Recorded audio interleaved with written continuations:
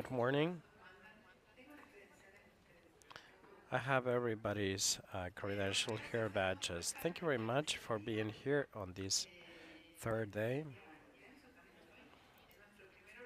We have a first speaker that is Penninckx from the Council of Europe, who plays a key role in the regulation of internet because even though it's not the United States or the United Nations and the European Union created regulations that are important for a framework like the Budapest Convention, and recently they have created new ones on AI. So Patrick is going to tell us on this.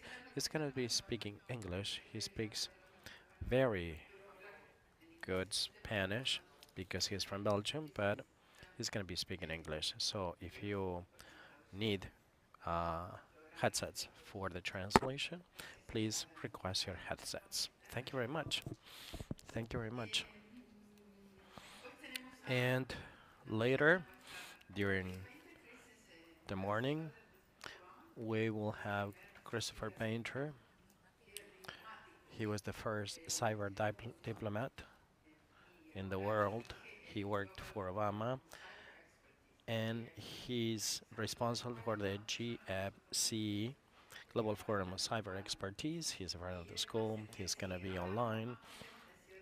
And later, we're going to be addressing privacy, cybersecurity, and then less technical topics, more including social media and human behavior.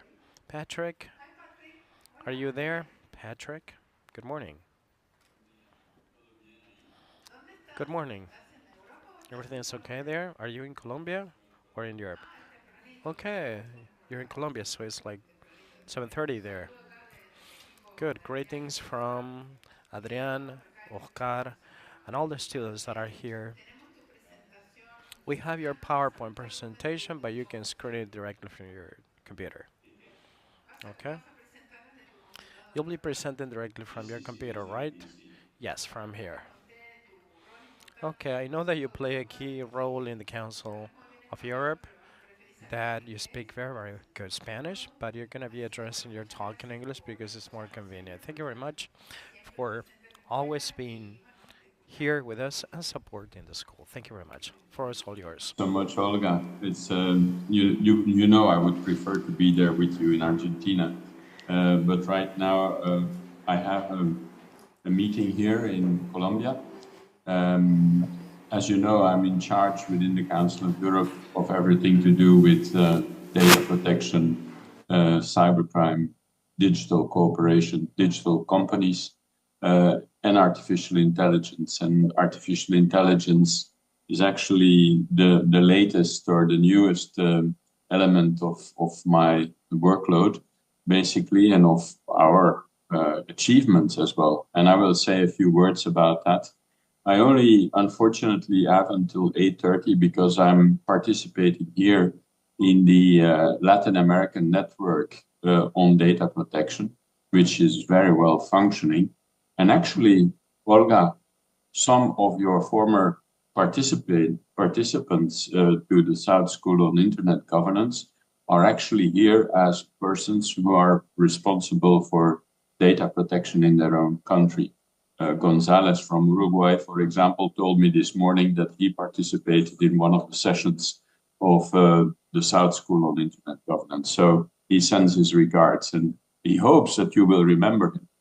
Now, Council of Europe, we claim to have the first global instrument on the governance of artificial intelligence. Claim, it's not a question of who's first, but it's a question of what do we regulate and with whom. And I'll say a few words first about the Council of Europe, which you know, obviously, but maybe for the participants also to contextualize things a little bit, because in fact, Council of Europe and European Union, even though we cooperate on a regular basis, and for this convention on artificial intelligence, we definitely also work together. The European Union was one of the countries which was one of the countries or regions that was negotiating on behalf of the European Union countries in the context of our Committee on Artificial Intelligence.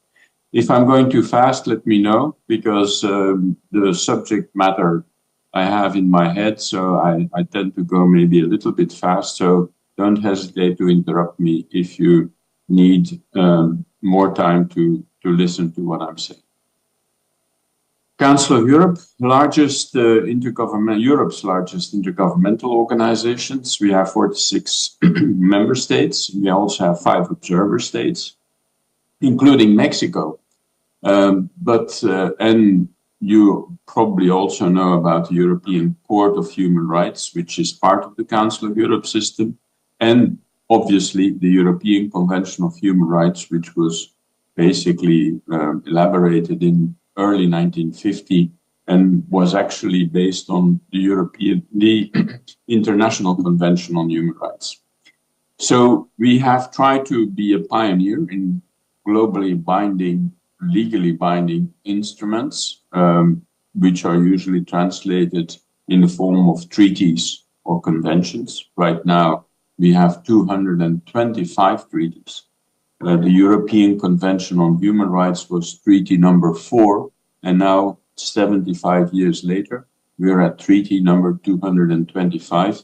I'm also proud to say that the last 3 treaties were all part of my own department, one on data protection, the other on cybercrime, and the third on artificial intelligence. I'll tell you a little bit more about that. So, global, legally binding instruments creating a common European and international space for some of it. I already mentioned the European Convention on Human Rights, and you probably heard already about the Convention 108 and 108 Plus, which is a convention for the protection of individuals with regards to the automatic processing of personal data, and also its amending protocols. Can you imagine?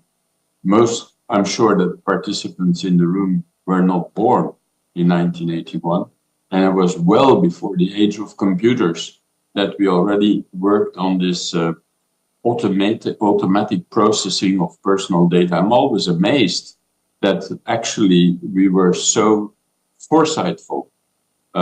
You know that many years later, 20 or more years later, only we started to think about these kind of things in Latin America. We also have the Oviedo Convention, which is the application of biology and medicine and its protocols. It's human dignity, about human dignity. This becomes, again, very much in the limelight for the simple reason that we are now talking more and more about neurosciences, neurodata. So Convention 108 Plus on the one side, on everything to do with protecting personal data. Now, an extra dimension of gathering biodata and neuroscience and neurodata, which is actually one of the topics that is being discussed here right now in Cartagena, the Indias, with the network of data protection authorities, because these are new developments which we haven't fully gotten under control, and we need to be looking into it in terms of what is the impact of those on human rights. And then the Budapest Convention on cybercrime dating back to 2001.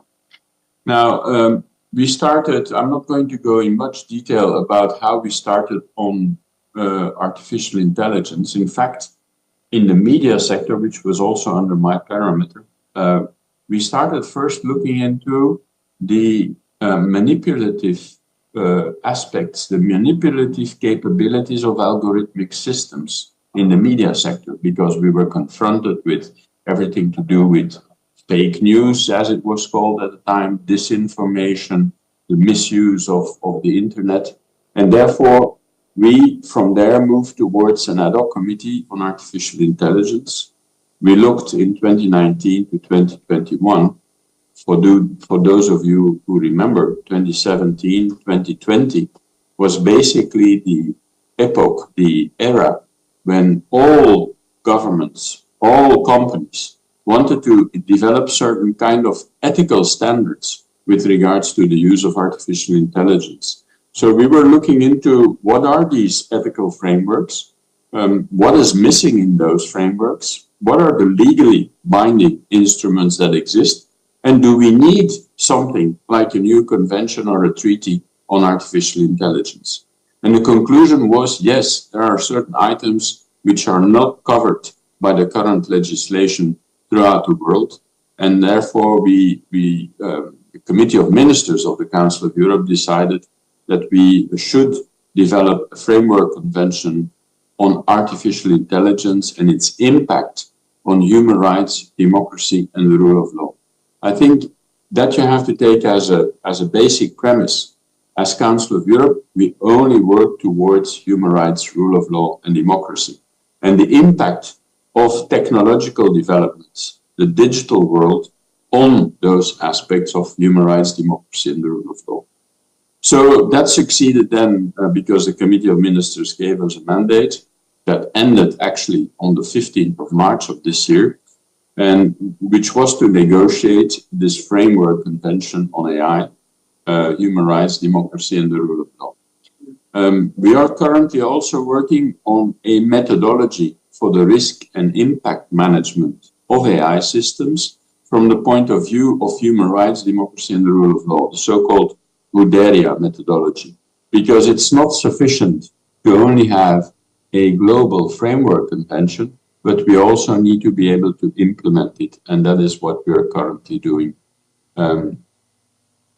We are also supported by, we have had a Council of Europe summit, which is heads of state and government last year in May 2023, just about a year ago, where the Council of Europe stated we need to ensure to keep a leading role for the Council of Europe in developing standards in the digital era to safeguard human rights online and offline, including by finalizing as a priority the Council of Europe's Framework Convention of Artificial Intelligence. So we really had a mandate from the top level, that is heads of state and heads of government, that decided that we should be doing this.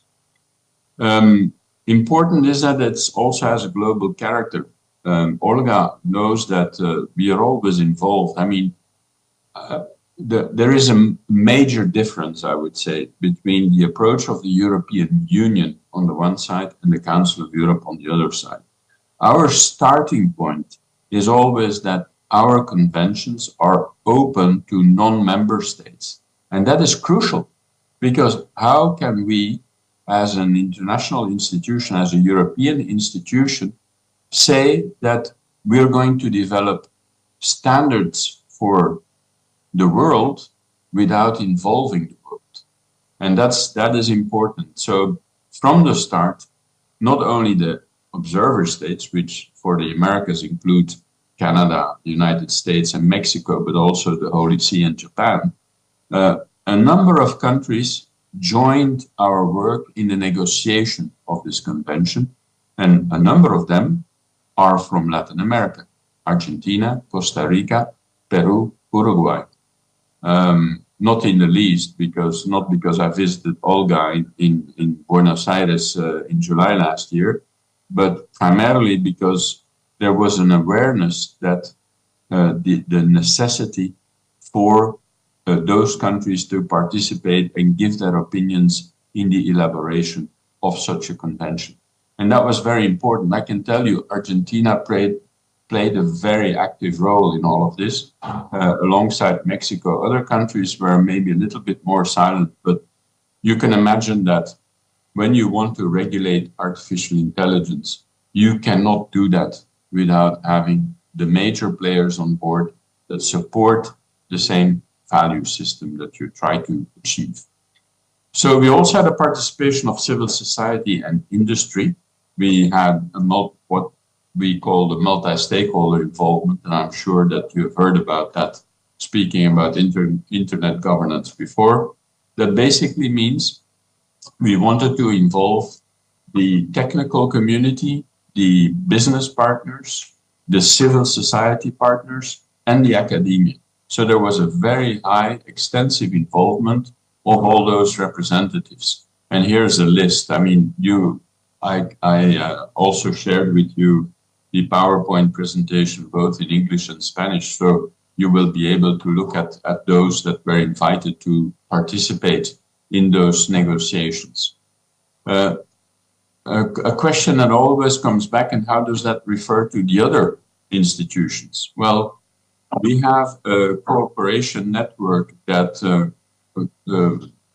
on this issue, which is global policy.ai, which is basically reuniting or uniting all those international institutions. And for your information, we also took the definition of the OECD when it comes to defining what we're talking about when we speak about artificial intelligence. So following basically the unanimous adoption by the Committee on Artificial Intelligence on the 14th of March, I told you our deadline was the 15th of March, so we worked until midnight on the 14th of March. The Committee of Ministers consulted the Parliamentary Assembly of the Council of Europe, and then the Committee of Ministers adopted the convention on the 17th of May 2024. That's 2 weeks ago, my dears, not even, yeah? So it's really fresh from the press, as they would say in Flemish. What do we do? A framework convention does not go into much detail. It formulates fundamental principles and rules which should safeguard human rights, democracy, and the rule of law, but at the same time has to be conducive to progress and technological innovation. So we do not want to stifle innovation. It is very important that what we do is also going to be stimulating innovation. It is not contradictory. And also many of the companies have said that to us. We need certain benchmarks, we need certain guardrails in order to say in which areas do we develop. At the same time, let's face it, not all countries in the world are going to follow those guardrails. But that's then a question of what type of society do you want to build. Some general points. We wanted to make sure that it is complementary to the already existing international instruments and only focuses on the gaps. So we're not going to, in a way, create new human rights laws or any other instruments. We just want to ensure that the basic principles are to be respected when developing artificial intelligence. We also wanted to make it future-proof. That is, some say technologically agnostic. We did not want to, in any way, try to predict or try to focus on any kind of application that is existing now, because during the negotiations time, for example, we had a whole discussion at some point in time because ChatGPT came out and it hit the world press and everyone wanted us to start looking specifically into ChatGPT. We said, no, we cannot do that. What we will do is we will develop standards which are technologically neutral and future-proof. There is no point in trying to predict the future. We need to be able to set out these principles for any future developments that may occur. The convention covers both the public and private sector. I can tell you that was one of the key discussion points, because you know that we are facing different legal systems throughout the world. In some countries, a government cannot necessarily decide on an overall benchmark for the private sector. So that basically means that we needed to adapt the formulation of what we were trying to legiferate into the different contexts, both of government and of legal systems. We gave a number of limited exemptions from the scope as regards to the national security and research and development. Recent research and development obviously is the key of the system. And there, a number of countries were rather reluctant to any kind of stifling of research and development. For us as Council of Europe, it is also important that we cannot, because the Council of Europe's mandate is very broad in terms of protecting human rights, rule of law, democracy, but has one limitation, and that limitation is we cannot work on national defense issues. That doesn't mean, because right now we're talking multi-purpose AI development. So it's not a question of dual use, it's multiple use of artificial intelligence. So basically, those items which are related to technology that can have a multiple use still falls under the scope of the Framework Convention. I said we stole somehow, we didn't steal, but we discussed with the OECD the fact that we should use common definitions. Common definition with the current AI Act, and at the same time also the same definition with the OECD, meaning that we're speaking about a machine-based system that for either explicit or implicit objectives tries to reach an outcome, and that outcome can be predictions, they can be content, they can be recommendations, or decisions that may influence both the physical and the virtual environments. That's rather large in a way. So different artificial intelligence systems, they obviously may vary in their level of autonomy and their adaptiveness after deployment, that is, the self-learning systems. So what are the fundamental principles that are contained in the convention? We're speaking about human dignity, individual autonomy, equality, non-discrimination, protection of privacy, personal online protection. And we try to provide transparency and oversight, accountability, responsibility, safe innovation, and reliable innovation. Now, I can tell you that during the negotiations, those principles were never put into question. Those are the basic elements on which that community of 57 states that negotiated the treaty never came back on. Those are fundamental, and they are agreed by those 57 states already that have agreed to the adoption of the convention. Now, that doesn't mean that tomorrow it's going to be implemented. Let's also be clear about that. And therefore, we also decided to include in the convention as such remedies, procedural rights, safeguards, the obligation, for example, to document the relevant information regarding the AI system, so that information regarding its use and its effect on persons can be documented. And such information should be sufficient to contest certain decisions,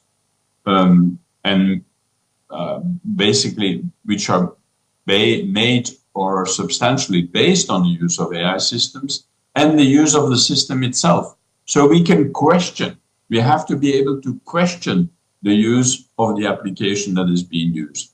I can give you a very small example, but with enormous consequences. The Dutch government, for example, decided to use an AI system in view of the attribution of social welfare payments. This was done by an AI system, and about 30,000 families suffered from the decisions of that AI system because it was a discriminating system and left a huge amount of number of families outside the disbursement of social welfare contributions. Had enormous consequences. The Dutch government fell over it.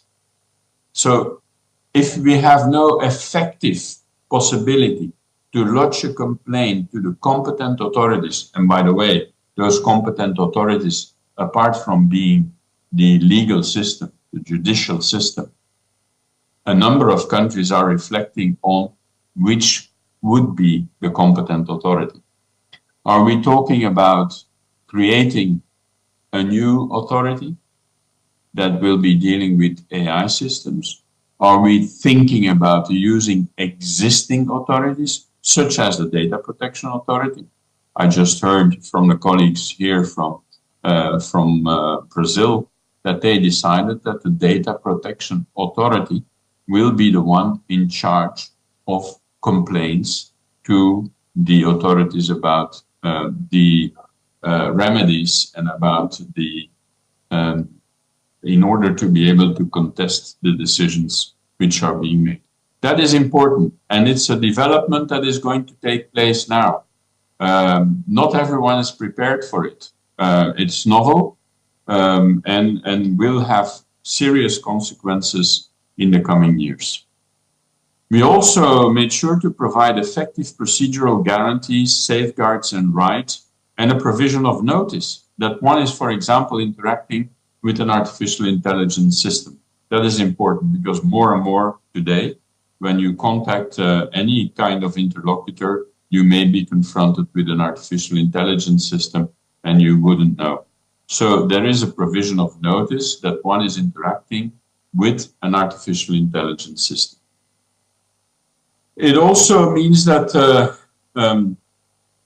we needed to make sure that there is risk and impact management requirement, that relevant assessments should be taking place, and that those, and what I mentioned in the start of my intervention, is that in fact the criteria, the methodology that we are now developing and finalizing until the end of the year, we're now sandboxing the development of those. We're looking into the specific requirements in several countries in order to see where we stand.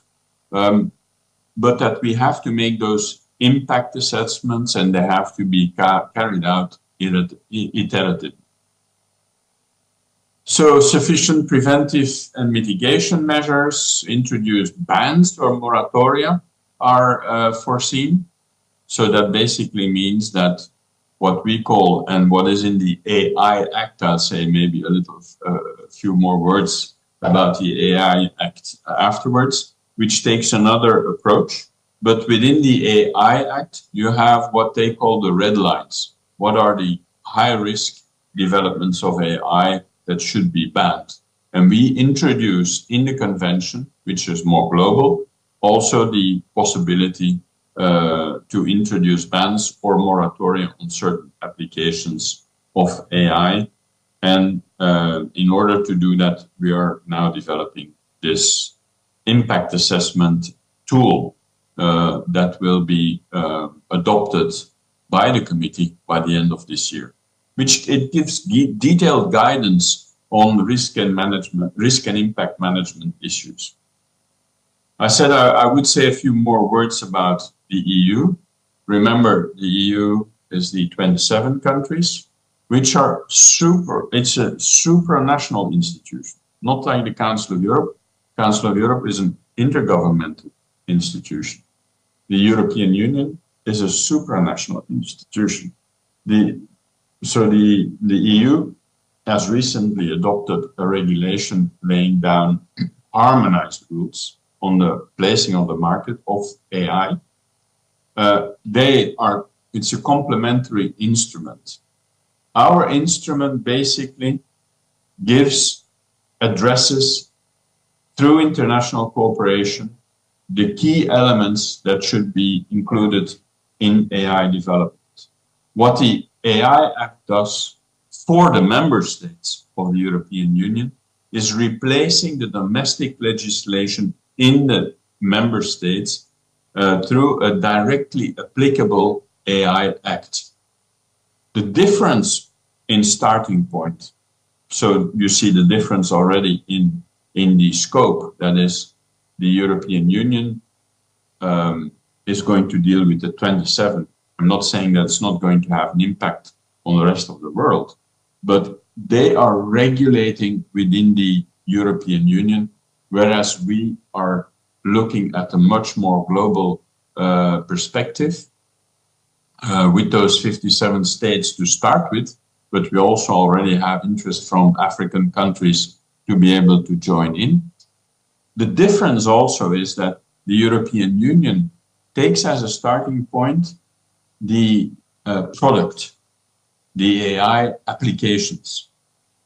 Our starting point, on the other hand, is the value system, human rights, rule of law, and democracy, and the protection of those, and therefore the conditions that need to apply to the development of AI systems. Now, so what are the next steps? The convention was adopted on the 17th of May. What are we doing now? The convention, as it goes, will be opened for signature to states on the 5th of September in Vilnius, Lithuania. Some say it will be the Vilnius Convention. We don't know, because we tend to name our conventions after the cities in which they are open for signature. We will need 5 countries, 3 of which are Council of Europe member states, and 2 can be outside the Council of Europe, but minimum 3 within the Council of Europe. Will be the then we can, once this is done, once the convention is ratified by 5 states, it will enter into force. That's can be very quickly. Since those countries have been able to sit at the table when developing this, we've seen that with Japan, they can sign and ratify the convention rather quickly. Now, important also is that we're talking about a framework convention, gives the general ideas, the yeast of things. We're also complementing that with a series of other instruments which will apply to specific fields. For example, to the justice system, to criminal justice. Think about self-driving cars, autonomous vehicles, to art, to education. All of those areas will follow, and they will respect respect the conditions that are framed within the framework convention.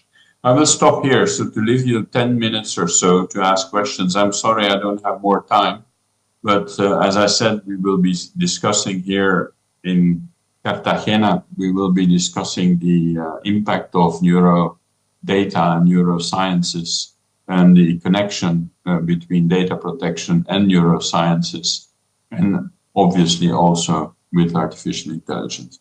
Thank you. I will stop here. I'll stay with you for another 10 minutes or so for questions. Thank you.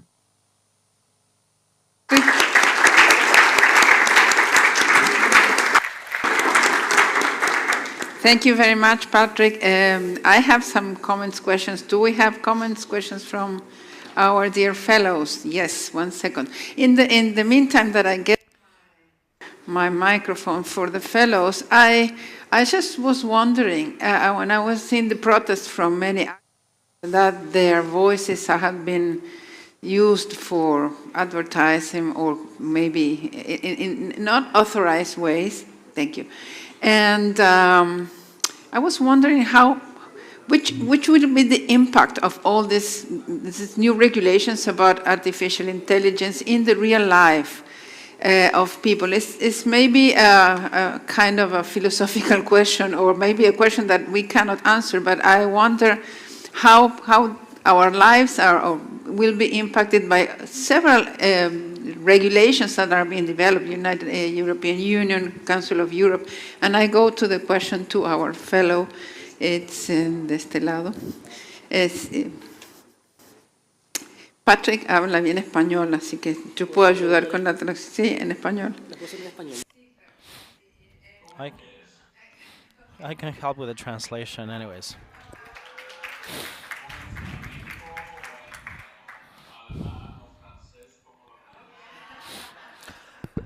I could speak either Spanish, French, or German, or English.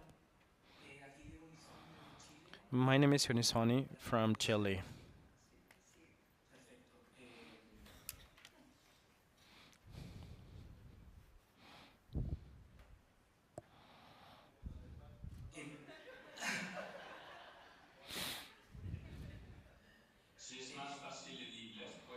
You can ask the question in English if you want to.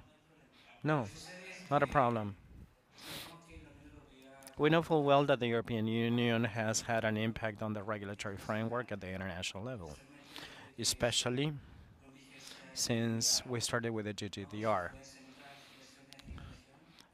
impacted the framework of Chile and Ecuador and Brazil.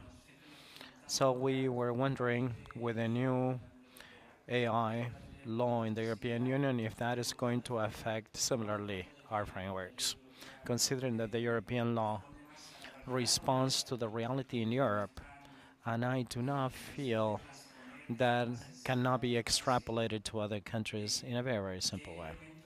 What are the elements from the European Union do you believe that should be considered or could be taken into account in other legislations at the worldwide level? How would you respond to this? Thank you.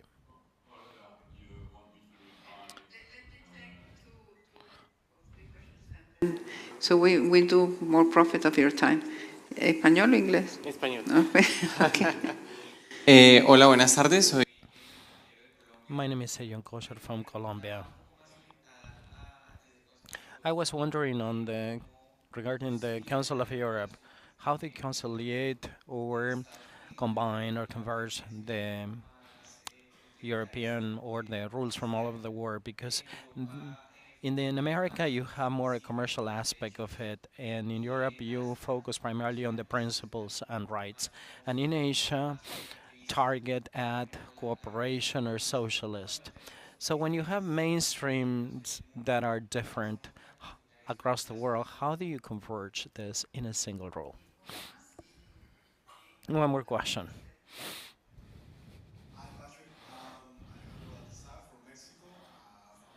Institute of Juridical Sciences of Oaxaca. I would like to make a question because I'm taking advantage that you will be having talks about neural rights.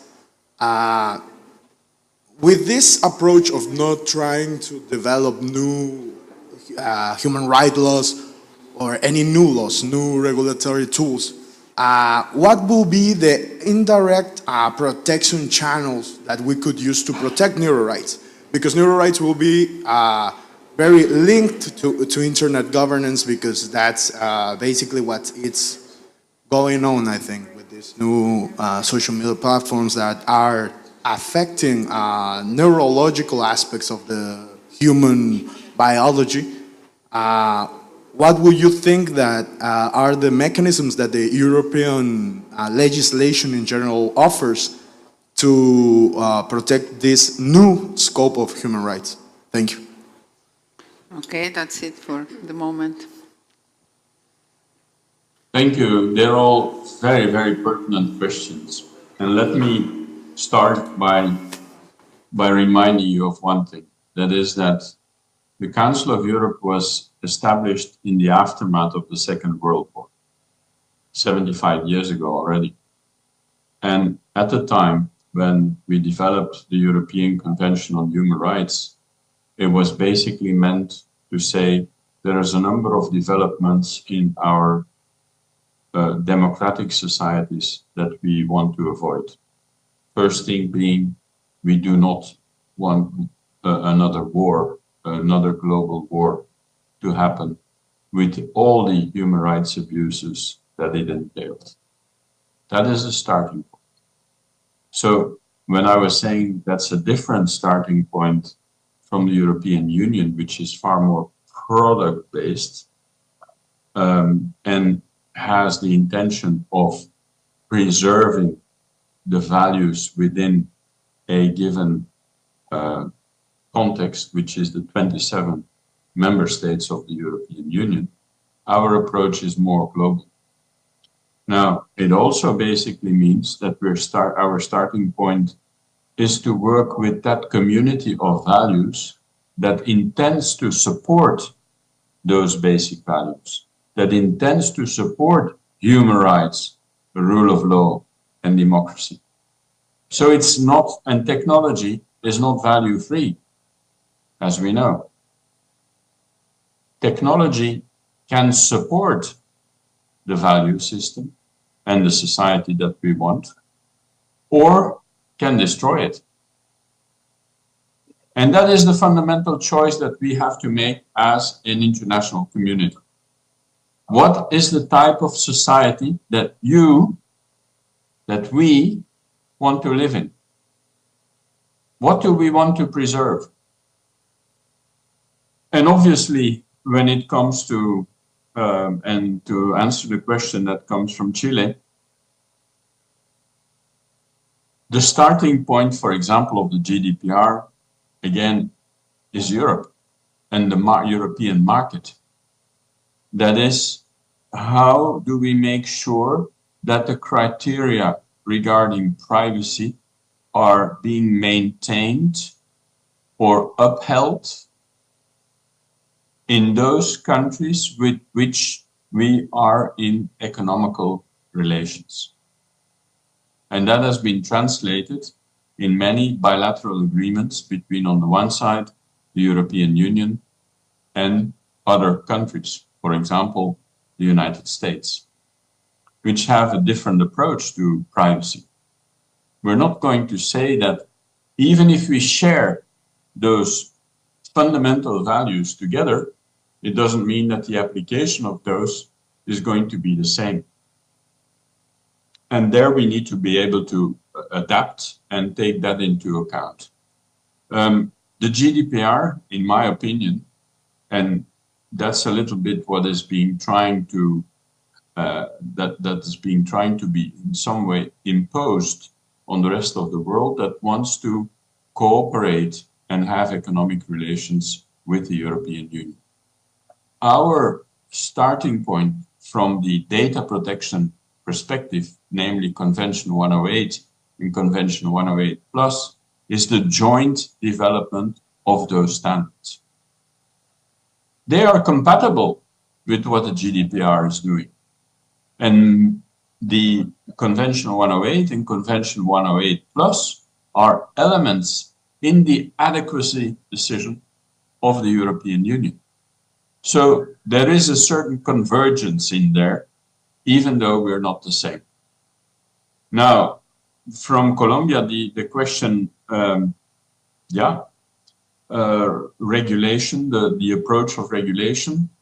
At some point, it used to say, we used to have this, this telltale story, United States develops, Europe regulates, or United States develops, China copies, and Europe regulates.